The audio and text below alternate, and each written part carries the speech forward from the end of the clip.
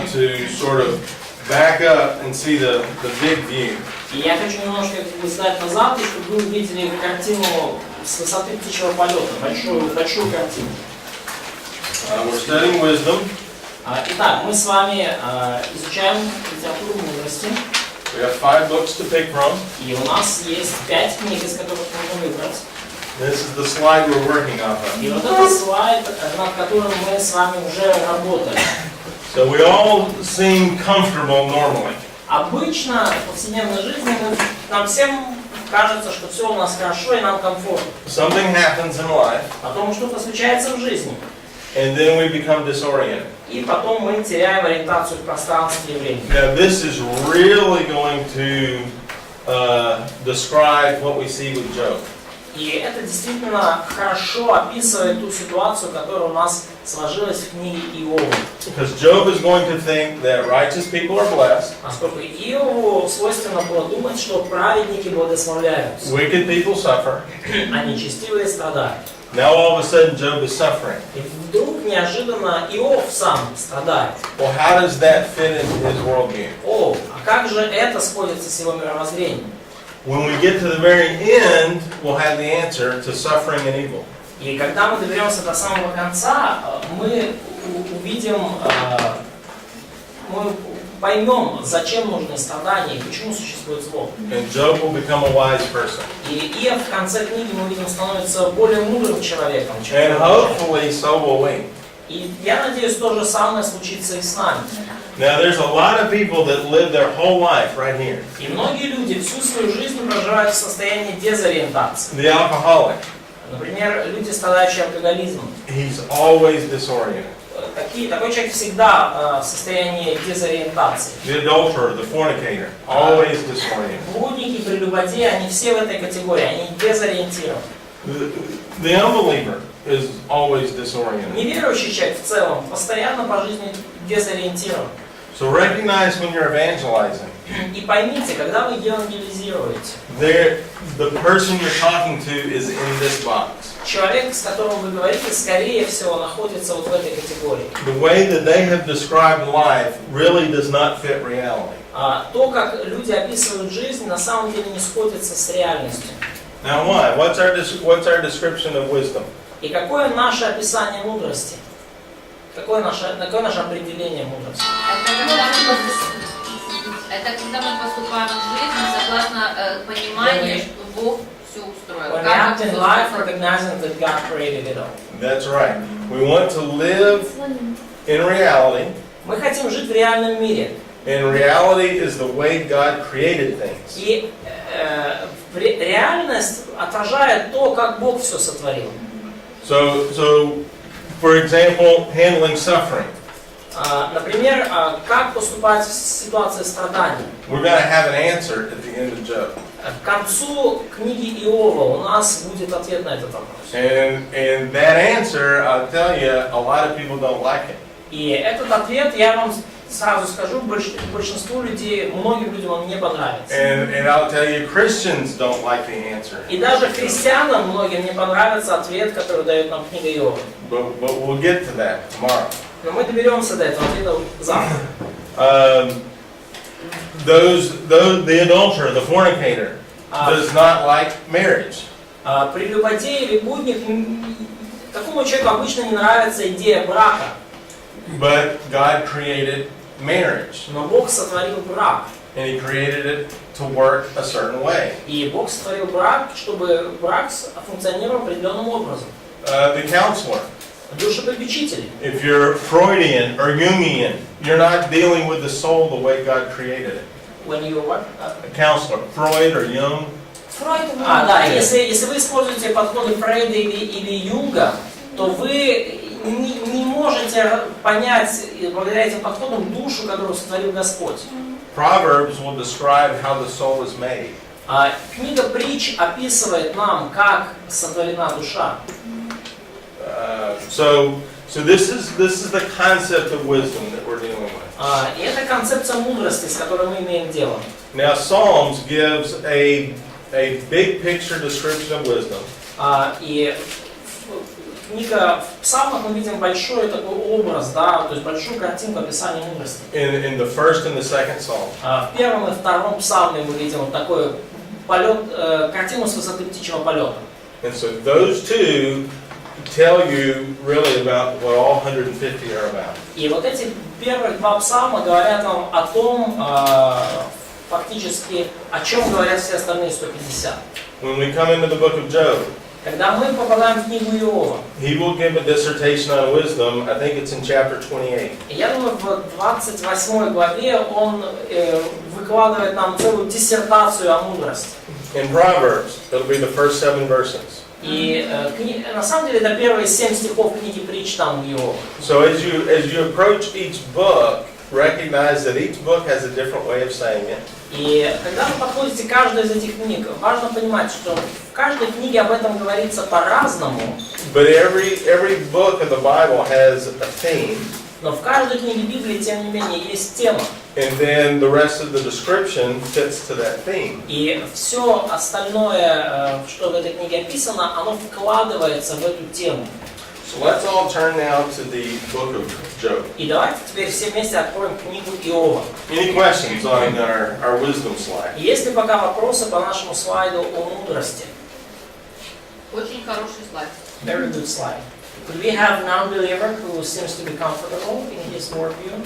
Very interesting. Good point. Вопрос, да, мой, да. Может ли быть так, что неверующему человеку комфортно в его мировоззрении? Let me clarify what I said yesterday about wisdom being for believers. И я хочу прояснить то, что я вчера сказал о том, что вот эта мудрость, эти книги мудрости в основном для верующих. Can an unbeliever live in the world the way God made it? Может ли человек, неверующий, жить в мире таким образом, как Бог это задумал? Да. No. Yes, yes, yes. Think of economics. Подумайте об экономике, Think of marriage. подумайте о браке.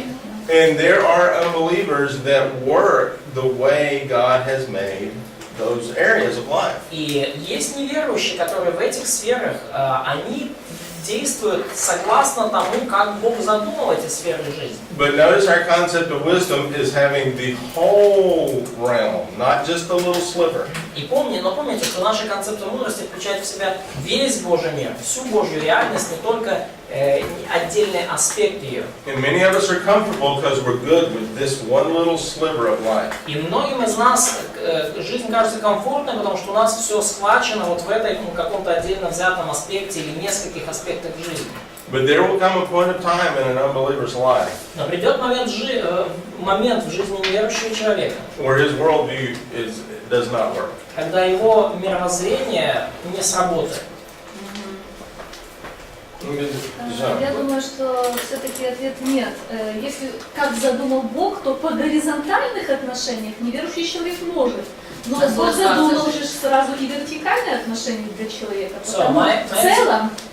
So my answer is not, because I think, okay, a non-believer could handle like horizontal relationship like between people, but almost all of those areas they include vertical component, which is not available. Very good point. Very good point. Хорошо. They will be comfortable, but like I said, there will be a point of time where they become real uncomfortable. Но им может быть в какое-то время комфортно, но, как я уже сказал, придет момент, когда комфорт закончится. Согласно их ориентации комфорт. Да, согласно их ориентации. Ну, то есть речь о том, что их ориентация может в каких-то сферах сходиться с реальностью, Божьей реальностью. Now this is going to be one of those areas of extreme discomfort. Pardon the pun. Question from Boba. Yes. Питання більше коментар, що якраз я прийшов до Бога із-за того, що моя життєва філософія в один момент як мильний шар був. Question or comment. He came to God because once in his life philosophy just stroked to the real life.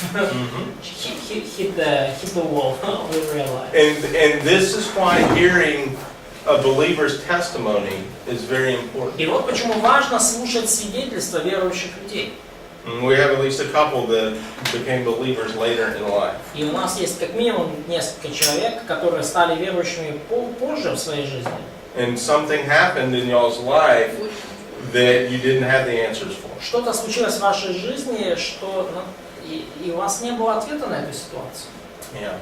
And so Job and Genesis И книга Иова и книга Бытие are probably the answers to the biggest questions. отвечают, скорее всего, на самые значимые жизненные вопросы. Now we were talking yesterday about evangelizing, and we want to skip Genesis, and I would say we also want to skip the answer to Job because it's too controversial. И вчера мы с преподавателем общались о евангелизме, и мы как-то затронули тему, что многие пытаются пропустить во время общения с неверующими книги Бытие и также книги Иова, потому что сходу мы натыкаемся на неудобные вопросы там, о сотворении, о страдании, и нам неудобно на них отвечать, мы стараемся обойти. Because Genesis and Job go to the very foundation of your worldview. Поскольку и Бытие, и Иов, они затрагивают самый фундамент вашего мировоззрения. So Genesis talks about the creation of everything. И книга Бытие, она говорит о сотворении всего. Now think about that in terms of evolution. И подумайте об этом с точки зрения эволюции. And in evolution, you have new species based on development. В эволюционном мировоззрении новые виды появляются на основе развития старых. In enough time, you get better and better and better. При наличии достаточного времени вы становитесь лучше, лучше и лучше. Это эволюционное мировоззрение. So what kind of salvation will an evolutionist lean to? И какого рода спасению будет клонить человека с таким эволюционным мировоззрением? Well, my life will just evolve and get better, and then I'll be good enough to be saved. И человек будет думать, моя жизнь будет улучшаться, я буду становиться все краще и краще, и дякуючи тем покращениям, в конце концов я спасусь. Now, the Christian worldview sees everything as being created. Но в христианском мировоззрении мы видим все, что есть в мире, как сотворенное. Everything's created in its own category or its own kind. И все сотворено по своему роду. And we can't cross kinds. Every kind is by itself. Но и мы не можем пересекать границы родов, или видов, потому что каждый род, он существует сам по себе, в животном и растительном мире. So the Christian is prepared to understand his salvation as moving from one kind to another kind based on creation. И христианин понимает свое спасение как переход из одного рода в другой на основе сотворения. То есть мы верим в сотворенного нового человека. So you see in the New Testament that we're called a new creation. Поэтому в Новом Завете мы читаем о верующих как о новом творении. There's no blending from the unbelieving state to the believing state. Нету некой переходной формы, нету какого-то процесса плавного перехода от неверующего к верующему. So our salvation is solely by God. И спасение наше осуществляется одним лишь Богом. And it's solely by God's word. И это исключительно через Божье Слово. Just like in Genesis. Как это было в книге Бытие. That's why Genesis is so offensive. Вот почему книга Бытие смущает стольких людей. Now when we get to Job, the next big question in Christianity is the problem of evil. И когда мы переходим к книге Иова, то возникает следующий, самый главный вопрос христианства. Это проблема зла. Why is there suffering in the world? Почему в мире есть страдания? The answer in Job is equally offensive. И ответ, который дает книга Иова, он в не меньшей степени трудный и отталкивающий. And we'll see that in the last 4 chapters of Job. И мы увидим это в последних 4 главах книги Иова. So, let's get into this. Нет, было очень интересное сравнение, что словом сказал, и все содворено сразу, и словом поверил, и спасется. А тут спас. И то, как эволюция, и тоже стяжание Бога, спасение делами. Очень интересно. So that's very interesting comparison when you talk about the creation and the way that God God created the world by His work and His word, and He saved that by His work and His word. And because it really good comparison, and it challenges popular in this area beliefs that we kind of trying to grab salvation from heaven, or we are just getting saved by our works, etc. That's right. And Genesis and Job are the most offensive books of the Bible. Я сразу книги Бытие, и книга Бытие, и книга Иова — это две самые трудные для восприятия книги в этом мире. Now recognize your fellow Christians will have a problem with Genesis. И поймите правильно, даже ваши братья и сестры христиане будут как бы иметь проблемы, и им трудно будет воспринять эти книги. And your fellow Christians will have a problem with Job. И из книги Бытие, и с книгой Иова у них будут многие сложности и возражения. And so, one, it doesn't mean they're not Christian. Что не значит, что они не христиане. But so engage in good debate in a Christian manner. Поэтому вы зеленая улица для вас, участвуйте с ними в братских, христианских дебатах в благочестивой манере. So this book. Мы так умеем. Мы умеем. Подписаться за веру. I'm going to run through this on an outline basis. И я сейчас пройду с вами эту презентацию. Это так немножко в виде плана будет вам. We're going to read some selected verses. Мы, опять же, мы не будем читать всю книгу, мы прочитаем лишь некие избранные стихи. We're not going to be able to read 42 chapters. Мы не в состоянии будем прочитать все 42 главы. And I don't have to worry about the verses and chapters being wrong here in Job, yes? That's very good. Да, и здесь мне уже не надо переживать о несовпадении глав и стихов. Alright, so Job is a fascinating book. Книга Иова, она потрясающая, она великолепна. It's probably the greatest poem ever recorded in human literature. Скорее всего, это величайшая из поэм, когда-либо записанных в истории человеческой литературы. And it addresses one of those foundational questions. И она затрагивает один из самых основополагающих вопросов. Why evil? Почему существует зло? Why does man suffer? Почему человек страдает? And what's the purpose of mankind? И какая цель человечества? And those three questions are answered in this book.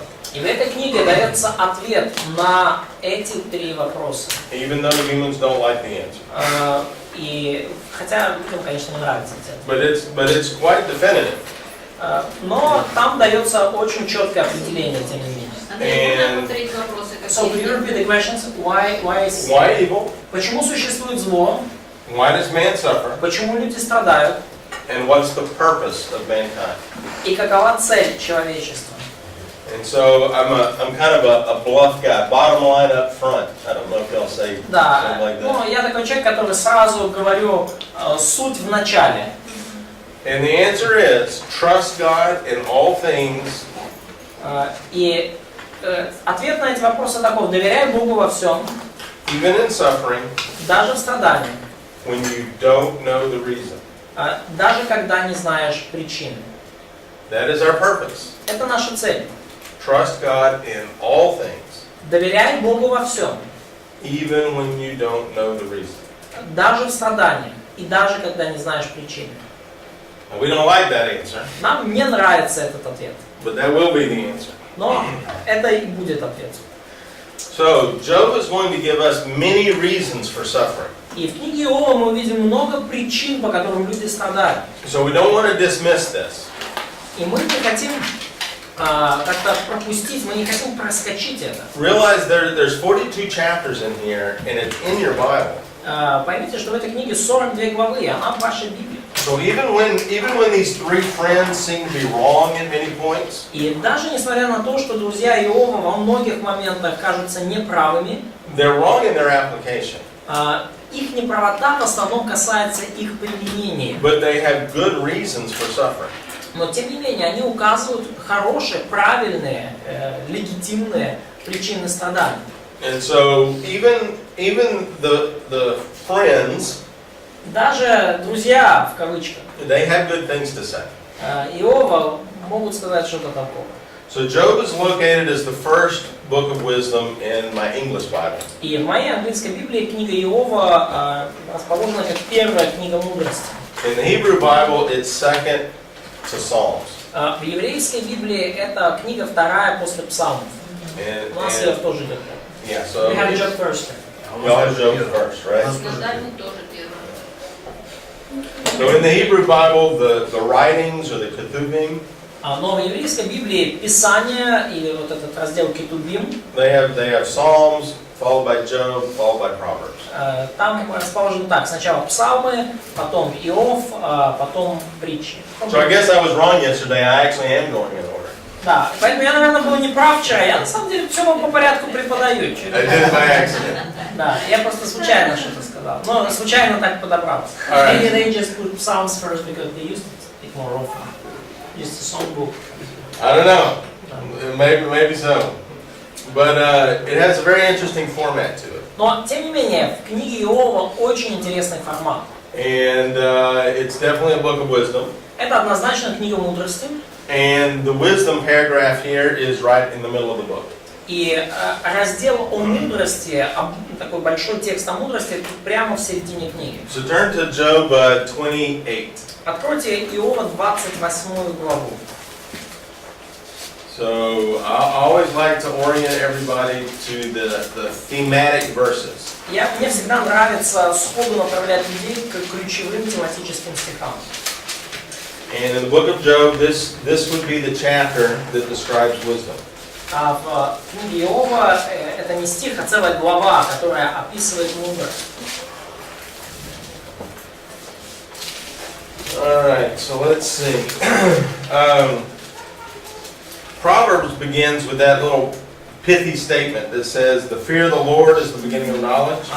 Книга Притч начинается с этого основополагающего утверждения о том, что начало мудрости — страх Господень. But fools despise wisdom and instruction. И глупцы лишь презирают мудрость и наставление. Job has this similar statement. И у Иова в 28 главе похожее очень утверждение. In Job 28, verse 12 is where he starts talking about wisdom. В книге в главе 28, 12 стиха он начинает говорить о мудрости. So somebody would read verse 12 there. Прочтите кто-то 12 стих. Де мудрість знаходиться і де місце розуму. Now you notice that there's a connection with what was said above. И обратите внимание, что здесь есть взаимосвязь с тем, что мы говорили ранее. Now in those first 11 verses, he's talking about a mining operation. В первых 11 стихах главы Иов описывает вот эту операцию добычи руды, добычи металлов. He's talking about guys being lowered down into the earth in baskets and no birds can see them.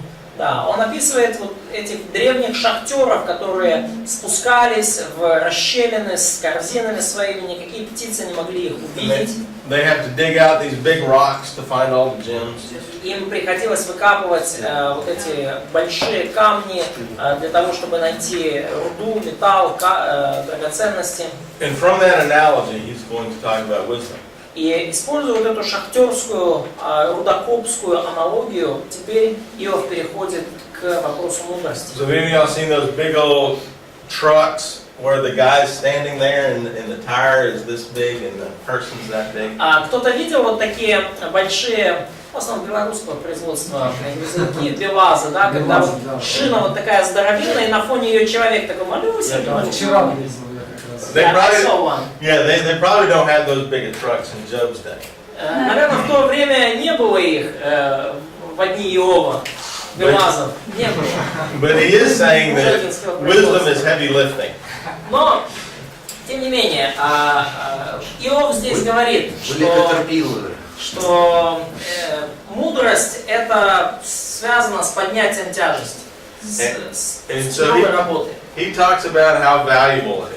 И он говорит о том, насколько ценная мудрость. And he comes to this final conclusion. Somebody read verse 20 through 28. И он приходит в итоге к окончательному выводу, и кто-то прочтите стихи с 20 по 28. 20-28. Yeah, verse 20 through 28. Да, с 20 по 28. Откуда же исходит премудрость? Где место разуму? Сокрыта она от очей всего живущего и от птиц небесных утаена. А Авадон и смерть говорят: ушами нашими слышали мы слух о ней. Бог знает путь ее, и Он ведает место ее. Ибо Он прозирает до концов земли и видит под всем небом.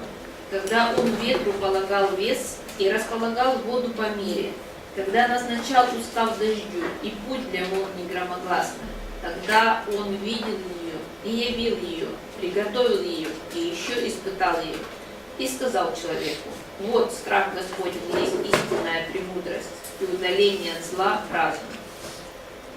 So notice there in verse 21, that wisdom is hidden. Обратите внимание, стих 21. Мудрость сокрыта. And in that sense, we have to work to find it. И в этом смысле, в контексте начала главы, нам нужно пахать, нам нужно трудиться, чтобы ее найти. Копать. Копать. And notice in verse 28, that sounds very similar to Proverbs, doesn't it? И обратите внимание, 28 стих звучит очень похоже на то, что мы читаем в притче. Now, my definition of fear is this. И мое определение страха следующее. A lot of people have a problem with fearing the Lord. У многих людей вообще проблемы с восприятием вот этой идеи страха Господня. And some say, oh, you know, God's so good, we shouldn't be afraid of Him. И люди говорят: не может такой быть Бог, такой хороший, Бог, такой лапочка, как мы его бояться? And so they want to change the definition of fear to respect. И люди хотят там, ну давайте не будем говорить страх Божий, давайте уважение к Богу, да, почитание к Богу. And that's okay. Это That's нормально. okay. Это нормально. But what happens when you're afraid of something? Let's look at the word phobia. Да, но давайте вот подумаем, что происходит, когда вы действительно боитесь чего-то. Вот это греческое слово фобия. If you're afraid of spiders and a spider comes in the room, what do? Если вы боитесь пауков и паук вот сейчас тут поползет, что вы сделаете? You jump on the desk. Да, он не прыгнет вам на стол, и достанет мячик. Or if you're a man, you go and take your shoe off and whack it. Да, если вы мужчина, вы, конечно, хлопнете вот башмаком своим. What happens if you're afraid of an elevator? Но что если вы боитесь лифта? Никогда не зайдешь. I'll never get into You it. don't get into it, you take the stairs. Да, вы пойдете по ступенькам. So what fear does is it changes your behavior. Страх в конечном счете меняет ваше поведение. So the way I think of fear of the Lord И как я рассматриваю страх Господень, is we're so occupied with the Lord это когда мы настолько наши мысли заняты Господом, that we change our behavior. что мы меняем поведение. That is a fear of the Lord, and that's on both sides of the coin. Это страх Господень, и это как бы обе стороны медали. One, you should be absolutely terrified that He's going to crush you. С одной стороны, вам нужно быть действительно по-настоящему страшно, что Он вас просто размажет по стенам. And on the other side of the coin, you should respect Him so much А с другой стороны, вы почитаете и уважаете его так сильно, that you do what He says to do because you know it's better for you. что вы делаете то, что Он вас просит, да, потому что вы знаете, что это лучше для вас. So my definition of fear is to be so occupied with something that I change my behavior. И мое определение страха — это когда я настолько, когда мои мысли чем-то настолько заполнены, все мое существо, что я меняю поведение. Now look at this in a poetry fashion. This is poetry, right? И помните, мы сейчас говорим о поэзии. So verse 28 should have parallelism. В стихе 28 мы видим параллелизм. So fearing the Lord Вот страх Господень is equated with departing from evil. Приравнивается здесь, да, с удалением от зла, к удалению от зла. So recognize that relates to changing behavior. То есть уже сам стих показывает нам, что должна произойти некая перемена поведения. Notice that wisdom cannot be gained unless you separate from evil. И помните, что невозможно обрести мудрость, пока вы не отделитесь от зла. Now notice the point of the book. И в этом суть книги. Can Job be wise? Can Job be wise? Yeah, can Job be wise? Может ли Иов быть мудрым? Yeah. Да, But he's suffering. но он страдает. So is evil and suffering the same thing? Потому можем ли мы сказать, что зло и страдание — это одно и то же? No, they're not. Нет. Job suffers, but Job is not evil. Иов страдает, но это не значит, что Иов злой, нечестивый. So, how do we distinguish between the two? Как же нам отличить одно от другого? Well, this is very difficult in a fallen world. В падшем мире, увы, это очень сложно. But it begins with the Lord, Но все начинается с Господом. and it ends with departing from evil. И заканчивается уклонением от зла. And we're really going to see that in the answer to this problem in chapter 38 through 42. И мы увидим Божий ответ на эту проблему в главах с 38 по 42. So now let's look at our some of the background here. И давайте сейчас поговорим немножко об историческом фоне.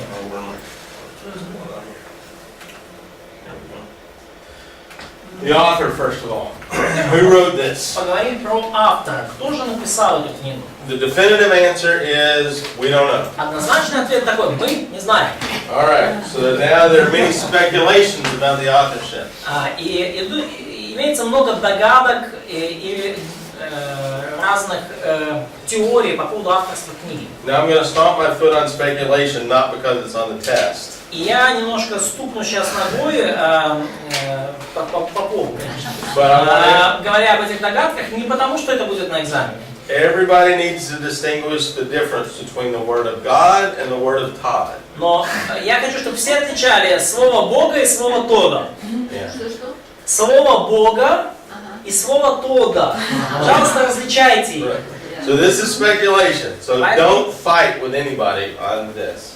Я сейчас высказываю свою собственную догадку, и, пожалуйста, не надо ни с кем об этом, так сказать, сильно дебатировать, и не надо быть готовыми за это умирать.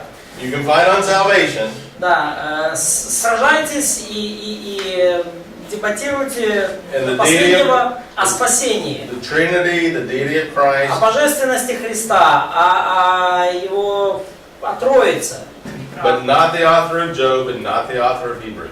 Но, пожалуйста, не надо как бы устраивать как бы жесткие дебаты по поводу того, кто написал Иова и кто написал послание к евреям. Okay, so let's think through this. Да, поэтому давайте немножко обдумаем. Some will say Job because his name's on the book.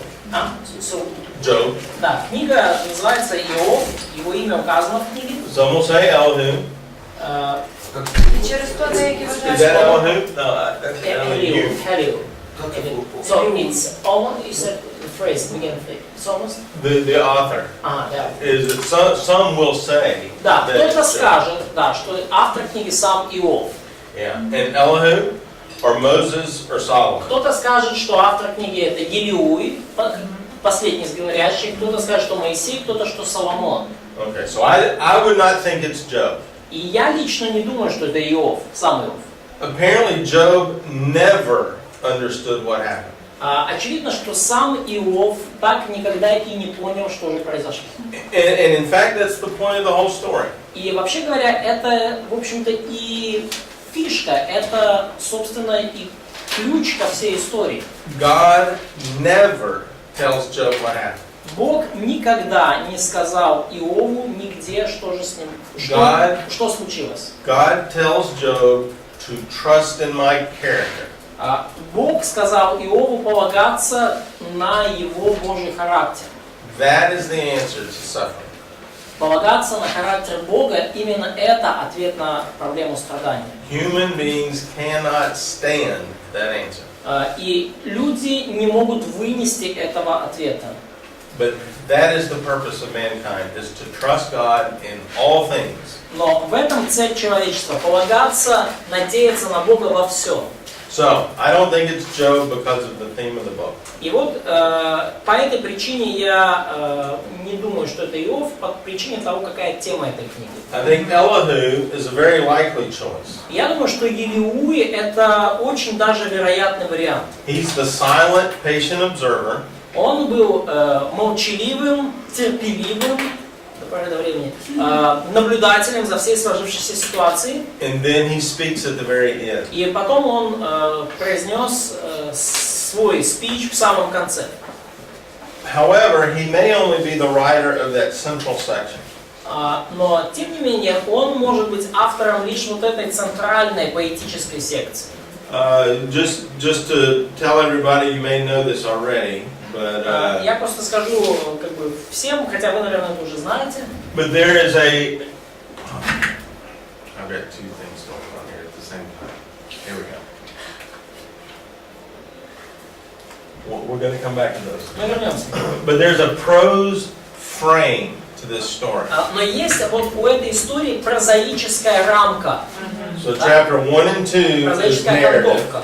and chapter 42 is narrative. В первой и второй главе мы видим повествование, и в 42 главе мы видим повествование. Everything in the middle is poetry. Все, что посередине, поэзия. So somebody added these narrative frames to the И story. кто-то, похоже, добавил эту повествовательную рамку к истории. And that's a big controversy. It could be anybody. И кто это сделал, это тема больших дебатов и противоречий, это мог быть кто угодно. But I also want you to recognize, has anybody read Homer, the Odyssey? Но хочу также, чтобы вы подумали вот о чем. Кто-то читал Гомера, Одиссею, Илиаду. It has the same pattern. Там та же самая закономерность, та же схема. The story really is about the son of Odysseus. История на самом деле, она о сыновьях Одиссея. Telemachus is the son's name, which in Greek means the end of war. Телемах – это сын Одиссея, чье имя переводится как «конец войны». And so the whole story about Odysseus is really framed by what happens to his son. И вся история Одиссея как бы окантована тем, что случилось с его сыном. Now, of course, we all know the Hebrew Bible was copied from the Greeks И at the time of Jesus, right? Yeah, the Hebrews, they must have copied it from Homer. Да, и, конечно, все мы понимаем, что где-то уже ближе к временам Иисуса евреи просто скопировали свою Библию у греков. Ну, все же знают, да? See, I completely disagree with all the chronologies that are out there. Да, поэтому я совершенно не согласен, совершенно не верю ни в какие хронологии. I think Homer copied that from Job. So, you've been sarcastic in Yes, I'm being sarcastic. Те, кто не понял, преподаватель шутил, да, шутка юмора, но предыдущие два утверждения. I think Homer copied that from Job. Да. Позиция преподавателя в том, что Гомер скопировал схему из Иова. I think Plato and Aristotle got their stuff from Ecclesiastes and Proverbs. И я думаю, что и Платон, и Аристотель взяли материал из книги Экклезиаст и Притч.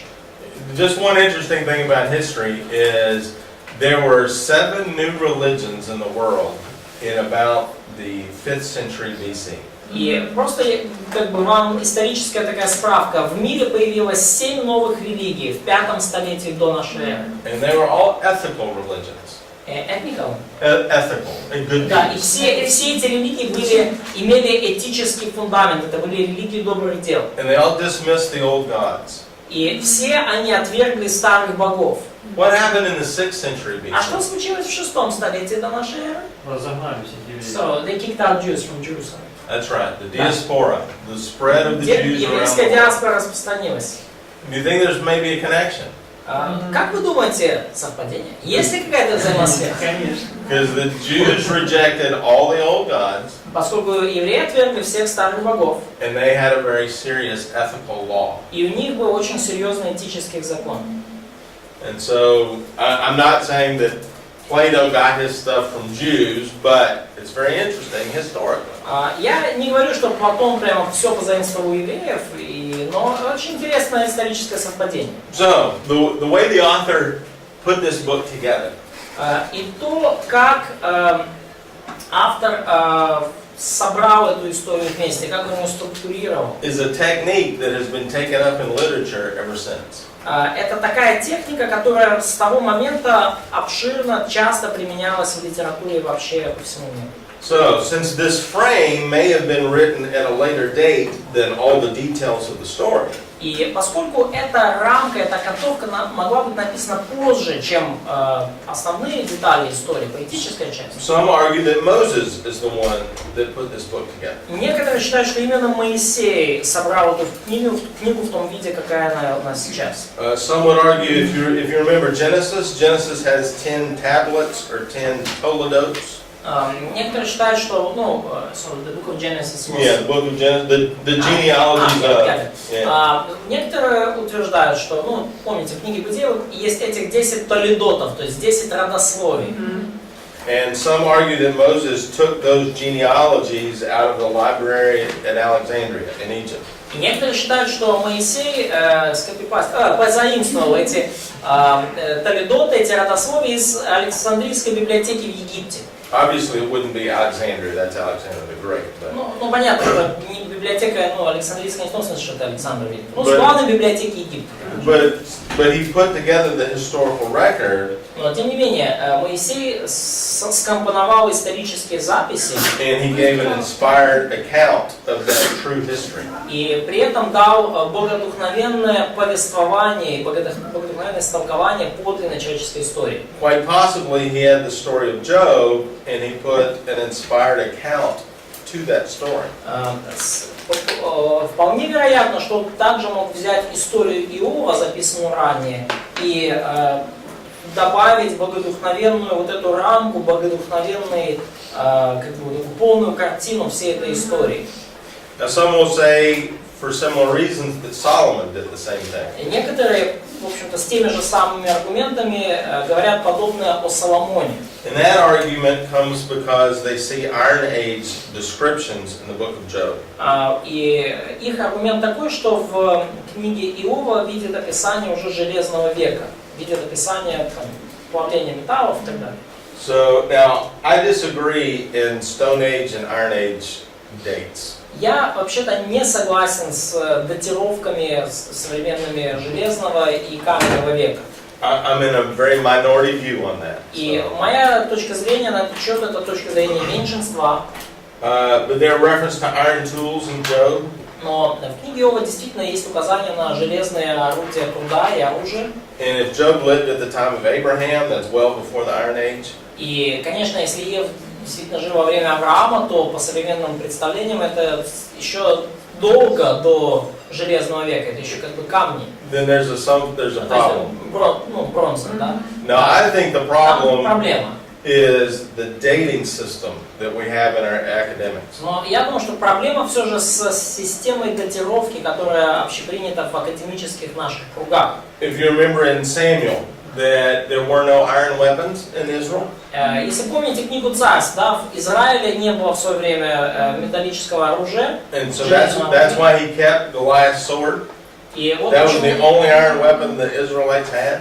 Вот почему Давид с удовольствием позаимствовал меч убитого Голиафа. По сути, это было единственное металлическое оружие, железное, которое было в Израиле. So basically, Israel's in the Stone Age, and 5 miles over, the Philistines are in the Iron Age. То есть какую историю мы видим? Израиль живет в каменном веке, там, в лучшем случае в бронзовом, а за 10 километров от них филистимляне живут уже в железном веке. Well, that's not 100 years difference, it's at the same time. Это не разница там 100 лет, там это все происходило в одно и то же время. So I disagree with a lot of the dating schemes. Поэтому я со многими этими схемами датировки, которые общеприняты, я не согласен. Another argument for Solomon is there are a lot of quotations that look like Proverbs and Psalms. Еще один аргумент в пользу Соломона это то, что есть много цитат и разных фразочек, которые выглядят похожи на притчи или псалмы. So did Job quote from Proverbs or did Proverbs quote from Job? Вопрос в студию.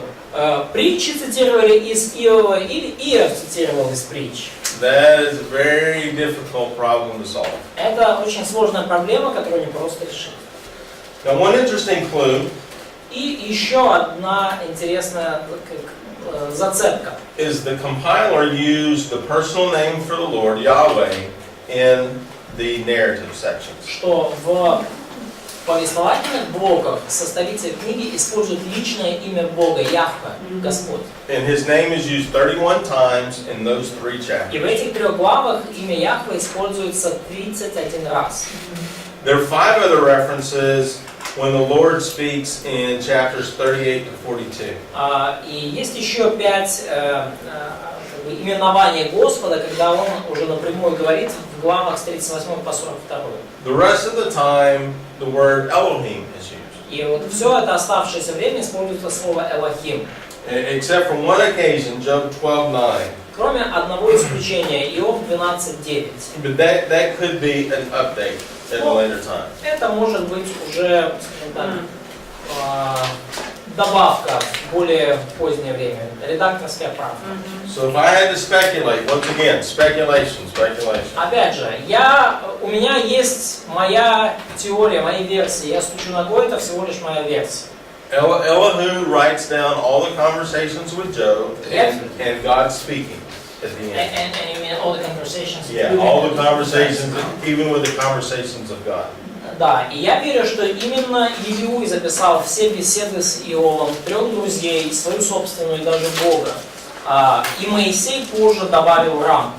Это позиция преподавателя. And then Moses collected this work and he wrote an inspired description in the narrative section. И Моисей собрал все эти поэтические куски и еще написал богодухновенную вот эту рамку прозаические повествовательные отрывки по краям. Now somebody can argue with that, and that's fine. I'll back down in 2 minutes. И если кто-то захочет со мной спорить, пожалуйста, но я через 2 минуты такого спора я скажу, пожалуйста, мыслите как хотите. But that's the way I would see it. Но я именно так вижу. Okay, so the occasion for writing, the Итак, setting. исторический фон для этой книги, какая обстановка была? Question from Alice. Скажите, можно вот этот файл, вот, чтобы нам поделиться? Может, So could you share with us these files, maybe in the end Yes, of the week? yes. At the end of I'll give this to you however we want to do it. Yeah, we'll do. You could send Put it it to send them to me. I'll send to the chat. Yeah. спасибо. And so the occasion here is to answer the most difficult question for mankind to understand. There is no. I don't think we have one. Yeah, let me see here. I'm just talking it. Окей. Да. Повод для написания книги. Это нет презентации. Повод для написания книги. Ответить на самый трудный вопрос человеческого бытия. And that's the question of evil. И это вопрос зла. And you will be hit with this in evangelism all the time. И если вы занимаетесь евангелизацией, доносите Евангелие до людей, вас этим вопросом будут просто бить по лицу постоянно. How can a loving God allow evil to exist? Как любящий Бог может позволить злу существовать? And even if you answer correctly according to Genesis 3, И если даже вы отвечаете правильно, согласно Бытию 3 главе, evil began in the volition of the creature. да, вы скажете, зло началось с волеизъявления творений. Well, the next question is, if God is truly powerful and truly good, why would He allow it to exist at all? Но следующий вопрос, который вы получите вдогонку, это если Бог действительно такой всемогущий, если Он все сотворил, то почему Он вообще позволил злу существовать? And obviously World War I, World War II, just the horrible things, child abuse, just the horrible things in the world. И, конечно, в мире творятся ужасающие вещи. Первая мировая война, Вторая мировая война, насилие над детьми и много-много всего плохого. Even if God doesn't cause it, isn't He powerful enough to stop it? Даже если Бог не был причиной этого, разве Он недостаточно могущественный, чтобы это остановить? And Job deals with a seemingly unfair situation. И Иов сталкивается с, на первый взгляд, несправедливой ситуацией. And he is a truly righteous man. И он действительно праведный человек. And yet he suffers. И тем не менее он страдает. And these are God's words. Look at Job 1:8. И это Божьи слова. Посмотрите, пожалуйста, Иов 1:8. God says that Job is blameless and upright. Именно Бог характеризует Иова как человека непорочного, справедливого И просто образцово показать. So that's Yahweh speaking. Это Господь, это Яхве говорит. Notice that Lord there is the personal name for God. Обратите внимание, Господь здесь это личное имя Бога. So the Bible really starts by addressing this issue. This is the oldest book in the Bible, chronologically. И Библия действительно начинается с ответа на этот вопрос. Решение этой проблемы — это самое древнее из написанных книг Библии, если по хронологии смотреть. And again, the answer is trust God's character. И ответ, опять же, доверять Божьему характеру, полагаться на Божий характер. And we're going to have an exercise where you read those last 4 chapters. И у нас будет с вами упражнение, вы прочтете последние 4 главы. And you identify the character traits of God, paragraph by paragraph. И вы определите все те черты характера Бога, которые там описаны, абзац за абзацем. And to talk about the homework for tonight, you're basically going to have 3 or 4 words per chapter in those last 4 chapters. И, so that's going to be homework for tonight. Yeah, homework for Это будет tonight. ваша домашка на сегодня на вечер. И вам фактически надо будет где-то 3-4 слова на главу выделить. So chapter 38 may have 3 paragraphs. В главе 38 может быть 3 абзаца. And you may have sovereignty, omnipresence, omnipotence. И, к примеру, может быть там всевластие, вездесущесть и всемогущесть. Повторите главы. С 38 по 42, технически по 41. Yeah, we'll talk about that a little bit, but that will be the answer to this problem. Да, но тем не менее, именно это, характер Бога, будет ответом на проблему зла. All right, so where was this written? Что нам искать? Атрибуты, да, черты характера Бога. В главах с 38 по 41. All right. 38, technically through 41, I think. Yeah, I don't know. We'll look at it in a little bit. Yeah. Okay. Let's see. Yeah, because you said 38, 42, and 42 is... Yeah, 42 is on there too. You're right. So yeah, 38 through 41. Да, да, So 4 chapters. с 38 по 41 главы, 4 главы. So in terms of writing, it's not a lot, but in terms of answering the question, the big question of life, it's everything. С точки зрения того, сколько писать, то вроде как и немного, а с точки зрения того, какой ответ всеобъемлющий дается на ответ на жизненные вопросы, то там все, что надо. All right, so the location. Место написания книги. So, as we mentioned already, there's really 2 locations. Как мы уже упоминали, есть 2 ключевых места, да, географических в этой книге. So there's a location of the events of the book. Есть место, где происходят события книги. And there is a location for the author. И второй вопрос — это место, откуда писал автор.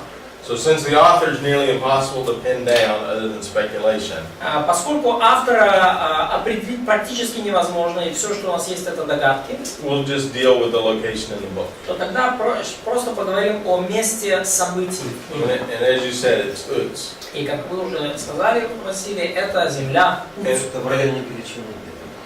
And that is the area of Edom. И это территория Едома, Идом. About south or southeast of the Dead Sea. Это примерно юг или юго-восток, на юг, на юго-восток от Мертвого моря.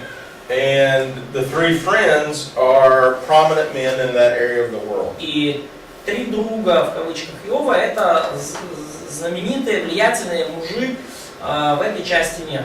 Eliphaz is a Temanite, which is one of the cities of Edom. Элифаз, про Элифаза сказано, что он, just a second, фемонитянин, да, это один из городов на территории Едома. Bildad is a Shuhite. Про Билдада сказано, что он сапфиянин. See in English, a Shuhite, he's the shortest man in the Bible. Шухайт. Because he's only tight as your shoe.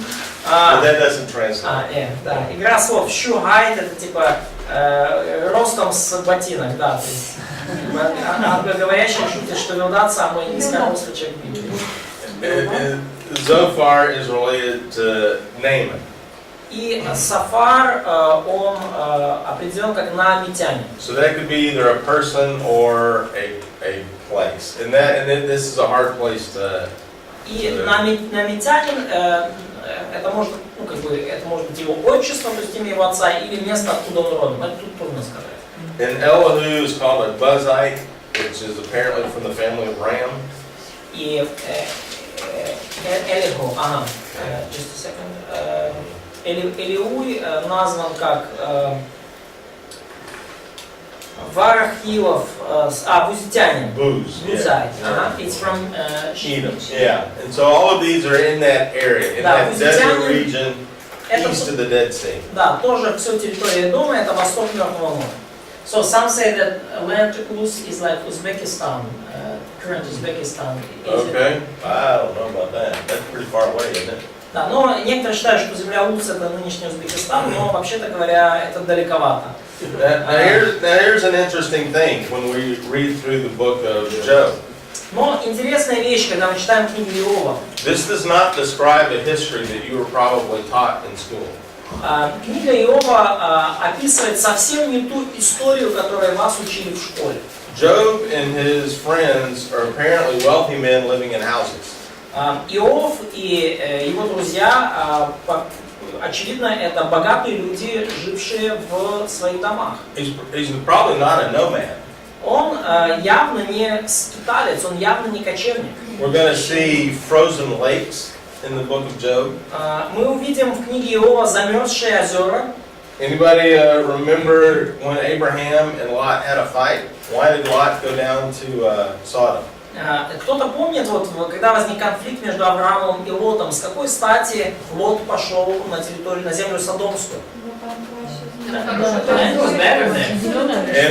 what did he compare it to? Да, и с чем он ее сравнивал?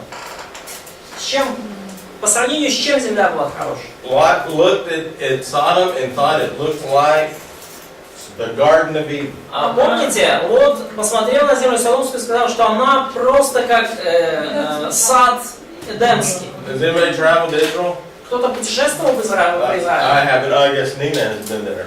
Has she shown you slideshows? Я был, и Нина там была. Она показывала вам слайды? Yeah. It does not look like the Garden of Eden today. Израиль вообще ни разу не выглядит как сад Эдемский в наши дни. Something happened in world history Что-то between Job and Lot's day and Jacob and Esau's day.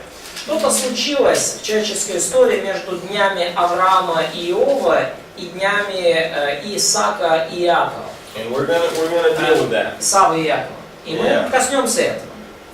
Very, very, very different. Все очень-очень по-другому. So the date of writing. Итак, дата написания. This is probably the oldest book in the Bible. По всей видимости, это самая древняя книга в Библии. Apparently written earlier than Moses, as we talked about. Очевидно, скорее всего, написано раньше, чем книги Моисеева, как мы уже говорили. There's no mention of Abraham. Там не упоминается Авраам. No mention of the law as a gauge for justice. No mention of the law as a gauge for justice. Да, не упоминается закон как некий, скажем так, некое основание для справедливого суда. No mention of Israel or Canaan. Не упоминается ни Израиль, ни Ханаан. But there are some very interesting points to make about the date. Но есть несколько очень интересных наблюдений, которые касаются датировки книги. Now some will find Job's name in the Table of Nations. Некоторые пытаются даже увидеть имя Иова в перечислении народов в Бытии 10 главе. If you turn to Genesis chapter 10, Откройте, пожалуйста, Бытие 10, in verse 25. И стих 25. Very interesting passage here. 25. Yeah, 10 verse 25. Да, 10 глава, 25 стих. Maybe 29. Whatever. Yeah, well, sure. Yeah, that's where we're going to work. Yeah, so in verse 25 we have two sons born to Eber, and Eber is where the Hebrews get their name. Значит, в 25 стихе мы читаем про двух сыновей, родившихся у Эвера. А Эвер, между прочим, тот, от кого евреи взяли свое имя. One of those sons is Peleg, when it says, in his days the earth was divided. И имя одного из них Фалек. И сказано, что в дни его земля была разделена. Now that is very likely a reference to the Tower of Babel. По всей вероятности, это разделение говорит нам о событиях при Вавилонской башне. Now Peleg's brother was Joktan. Брата Фалика звали Йоктан. And Joktan has a whole mess of sons there. А и у Йоктана был, так сказать, полный колчан сыновей. And the youngest one is this guy named Jobab, И младшенького звали Иоав. which is a great name in Texas, by the way. Jobab. Джобаб, да, это классное имя в Техасе. Да. My son's name is Bob. It's not Jobab. It's just Моего сына зовут просто Боб. Не Джо Боб, а просто Боб. Ну, 29 стих. Иоав. So that may be the Job of this book. И, возможно, это тот самый Иов, о котором мы читаем в нашей книге. Most people can't understand why all those names are given there. Большинство людей не могут понять, с какой стати все эти имена здесь приводятся. Many of the other names show up elsewhere in Scripture, but that little string of names is odd. Потому что другие имена где-то там еще как бы встречаются в Писании там позже, но вот именно вот это вот, этот список с 25 по 29, он вообще странный, он нигде больше не встречается. So that's again that speculation. He could be the 13th son and the youngest son of Joktan. Поэтому, опять же, догадка, но вполне возможно, что он 13-й и младшенький сын Йоктана. And if that's true, then these events are probably within 100 years of the Tower of Babel. И если это правда, то события книги Иова произошли где-то 100 лет спустя, примерно 100 лет спустя после Вавилонской башни. Now, if we look at a timeline, and I apologize for not having this translated, but it should be pretty simple. Да, если мы посмотрим на вот эту временную шкалу, я прошу прощения, что не привели еще, но тут все очень просто. So let's go backwards. Давайте немножко назад отмотаем. Соломон. Yeah, Соломон builds the temple. и храм. And so we know there's 480 years to the Exodus. И мы знаем, что от построения храма до исхода 480 лет. Now, I'm minority view on this, so you'll see this differently. Моя точка зрения на этот счет, это точка зрения меньшинства. Вы увидите людей, которые думают об этом иначе. Paul talks about 430 years, and I think that's Paul. Yeah, Mosaic Law to Abrahamic Covenant. Да, и Павел говорит нам про 430 лет, и я думаю, что речь идет и о Моисеевом законе, и об Авраамовом завете. Now, most people say 400 years in Egypt. Большинство людей говорят, что в Египте народ провел и размножался 430 лет. And we're not going to get into textual criticism. И мы сейчас не будем ввязываться в дебаты по текстуальной критике. So if you're a 400-year guy, add 215 years to all these days. Если вы сторонник того, что в Египте народ был 430 лет, просто добавьте еще 215 лет. Okay. So here's Abraham. И здесь Авраама мы видим. Yeah. So 75 years from his birth to his entering the land. Поэтому мы видим 75 лет от рождения Авраама до его призыва войти в землю. And Abraham's father is Terah. И отца Авраама звали Фара. And the flood that would be the biblical date for it. И библейская дата для потопа, она вот где-то здесь. So Terah is born 222 years after the flood. Итак, Фара родился 222 года спустя после потопа. So again, if you're a 400-year guy, then your flood date is 2500. И опять же, если вы за 430 лет в Египте, то добавьте просто 200 лет, у вас потоп будет где-то в 2500. The Tower of Babel is about 100 years after the flood. И Вавилонская башня случилась где-то 100 лет спустя, после потопа. And Job is probably 100 years after the Tower of Babel. И Иов, скорее всего, родился где-то 100 лет спустя после Вавилонской башни. So this is the time frame we're talking about. И вот это временной промежуток, о котором мы с вами здесь говорим. And at this time frame, there's really unusual things happening in the world. И в это время, в эту эпоху как раз таки очень необычные вещи происходят по всему миру.